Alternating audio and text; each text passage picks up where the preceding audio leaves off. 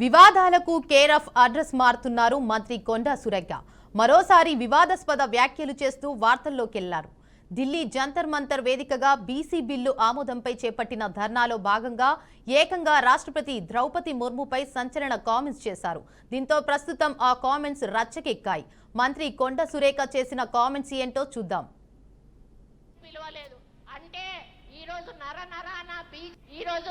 మన ప్రెసిడెంట్ గారు ఒక ఎస్సీ మహిళ, మరి ఆమెను కనీసం పార్లమెంట్ కొత్త భవనం ఓపెనింగ్ చేసేటప్పుడు కూడా మోడీ ఆమెను పిలవలేదు. ఎందుకంటే ఆమె వీడో అని చెప్పి ఆమెను పిలవలేదు. మరి ఎక్కడైతే అయోధ్యలో రాముడి గుడి ఓపెనింగ్ ఉందో అక్కడికి కూడా ఆమెను పిలవలేదు. ఎందుకంటే ఆమె ఎస్సీ అని పిలవలేదు.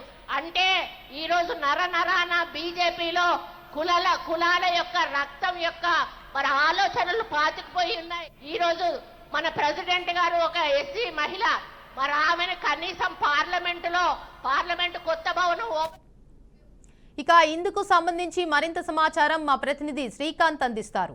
చెప్పండి శ్రీకాంత్. రైట్, ఇది ఏదైతే మనకు సంబంధించి కొండా సురేఖకు సంబంధించి కొండా సురేఖ కొండన్ని వివాదాలన్నీ నీ చుట్టూ ఎందుకుంటున్నా అర్థం కాని పరిస్థితి ఇప్పుడు మనం మాట్లాడుకుంటే కనుక, అంటే ఏదైతే బీసీ బిల్లు 42% ఆర్డినెన్స్ను ఆమోదించాలంటూ కాంగ్రెస్ పార్టీ ఆధ్వర్యంలో తెలంగాణ రాష్ట్ర ప్రభుత్వం పెద్ద ఎత్తున మహాధర్నా చేపట్టడం జరిగింది. అయితే ఈ నేపథ్యంలో దానికి సంబంధించి ఖచ్చితంగా అదొక మహత్తరమైన కార్యక్రమం అని చెప్పుకోవాలి బీసీల కోసం. అలాంటి సందర్భంలో అలాంటి ఒక కార్యక్రమంలో కొండా సురేఖ గారు ఒక బాధ్యతాయుతమైన మంత్రి పదవిలో ఉండి కూడా మీరు ఇలాంటి కామెంట్స్ చేయడం అన్నది ఎంతవరకు సమంజసం అనుకుంటారు? ఒకసారి ఆలోచన చేసుకోవాల్సిన అవసరం ఉంది. ఎందుకు ఈ మాట అంటున్నాము అంటే, మీ గతంలో కూడా కొన్ని సందర్భాల్లో చూస్తే కనుక మీరు వివాదాస్పద వ్యాఖ్యలు చాలా సందర్భాల్లో చేశారు. గతంలో చూసుకుంటే కనుక అక్కినేని కుటుంబం ఏదైతే నాగార్జున కుటుంబానికి సంబంధించి నాగ చైతన్య అటు సమంత వీరు ఇద్దరికి సంబంధించి విడాకులకు సంబంధించి ప్రధాన కారణం మాజీ మంత్రి కేటీఆర్ అంటూ కూడా ఒక కామెంట్ చేశారు. అంతేనా అంటే కేసీఆర్కి సంబంధించి మాజీ ముఖ్యమంత్రి కేసీఆర్కి సంబంధించి కూడా దారుణమైన కామెంట్స్ చేశారు. కేటీఆర్కి పదవికాంక్షతోటి కేసీఆర్ని చంపేసిరేమో అనుమానాలు వస్తున్నాయంటూ కూడా ఈ రకమైన కామెంట్స్ చేశారనమాట. అంటే ఇలాంటి అంశాలన్నీ ఒకసారి మనం ఆలోచన చేసుకుంటే కనుక, మంత్రి పదవిలో ఒక బాధ్యతాయుతమైనటువంటి పదవి, రాజకీయంలో మంత్రి పదవి అనేది ఒక బాధ్యతాయుతమైన పదవి. ఆ పదవిలో ఉండి మీరు ఇలాంటి కామెంట్స్, అంటే ఈ కామెంట్స్తో ఏం చేద్దాం అనుకుంటారు, ఏం చెప్దాం అనుకుంటారు మీరు సభ్య సమాజానికి? అసలు మీరు చేసిన కామెంట్స్ అంటే మీకు ఏమైనా ఐడియా ఉందా?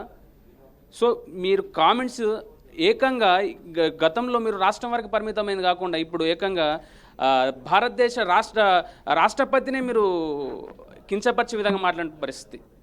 అంటే రాష్ట్రపతి గారు ఎస్సీ కులానికి చెందిందనో లేకపోతే ఆమె ఒక విధవరాలు అంటూ ఈ రకమైన కామెంట్స్ ఏవైతే ఉన్నాయో, అందుకే ఆమెను ఏదైతే పార్లమెంట్ భవనం ప్రారంభంలో కానీ అటు అయోధ్య రామ మందిరానికి సంబంధించి కూడా పిలవలేదంటూ కూడా ఈ రకమైన కామెంట్స్ చేస్తూ ఉన్నారు. అంటే ఈ కామెంట్స్ కరెక్ట్ అని మీరు ఫీల్ అవుతున్నారా?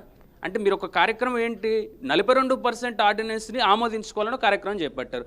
ఆ కార్యక్రమంలో ఇలాంటి కామెంట్స్ చేయడం వల్ల ఎలాంటి మెసేజ్ ఇద్దాం అనుకుంటారు? అసలు మీరు కనీసం అవగాహన ఉండాలి కదా.